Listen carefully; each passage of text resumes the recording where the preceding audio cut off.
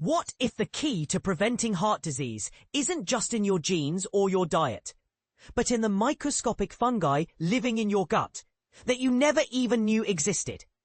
A groundbreaking new study has just shattered everything we thought we knew about the relationship between our genetics and our health. For the first time in scientific history, researchers have discovered a complex three-way connection that links human genetic makeup, the fungal communities thriving in our intestines, and our risk of developing serious chronic diseases. This isn't just another microbiome study. This is a complete paradigm shift. While scientists have spent decades studying bacteria in our gut, they've almost completely ignored the fungi. Think about it. We've been looking at only half the picture of what's happening inside our digestive systems. Gut fungi are greatly understudied compared to other gut microbes like bacteria and archaea, explains Emily Davenport, assistant professor of biology at Penn State and one of the study's key researchers. We know much less about what determines the fungi that reside in the gut and whether they are important for human health. Our results demonstrate for the first time that host genetics can influence the fungi that live in the gut. But here's where it gets really interesting and controversial. The research team, working out of Penn State's One Health Microbiome Center, published their findings in the prestigious journal PLOS Biology on September 2nd. They conducted what's called a genome-wide association study, examining genetic data from 125 individuals through the Human Microbiome Project, a massive NIH initiative designed to map the microbial communities that call our bodies home. What they discovered was nothing short of revolutionary.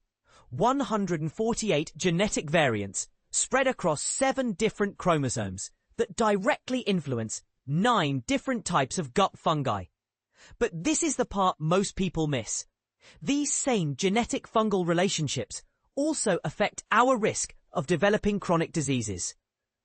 Clinicians' ability to diagnose and treat chronic diseases is limited by scientific uncertainty around factors contributing to disease risk, says Seth Bordenstein, the study's lead author and director of the One Health Microbiome Center. Determining whether disease risk and onset occur because of interactions between human genes and microorganisms is a central challenge to resolve with substantive potential for personalized diagnostics and biotherapeutics. The most striking discovery, a specific connection between a particular yeast called Kazakhstania and cardiovascular disease risk. This finding was so significant that the researchers validated it using data from much larger studies in the United Kingdom and a global consortium focused on coronary artery disease. Now, here's where the controversy begins, and frankly, where the medical establishment might not want to hear what this research is suggesting. For years, scientists believed that the fungi in our gut were primarily determined by what we eat. This new research completely challenges that assumption. If our genetics are actually controlling which fungi live in our intestines, and those fungi are influencing our disease risk, then we might need to completely rethink how we approach preventive medicine. This research embarks on a first-in-kind journey to uncover the genetic underpinnings of the human gut microbiome, says Emily Van Sciek. The study's first author, who was a postdoctoral researcher at Penn State during the research. We find that gut fungi are associated with human genetic variants and, in turn, disease states. But let's be honest about the limitations here, and this is what makes the findings both exciting and frustrating. The study was constrained by the relatively small number of people, 125 individuals who had their gut fungi analyzed in the Human Microbiome Project. While the cardiovascular disease connection was validated in larger datasets, we're still in the very early stages of understanding these relationships.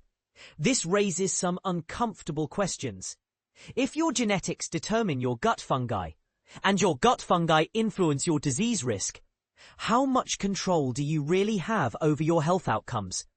Are we looking at a future where your genetic code could predict not just your disease risk, but also prescribe specific fungal interventions? These results offer an exciting first glimpse into host genetic regulation of the microbiome, Davenport notes.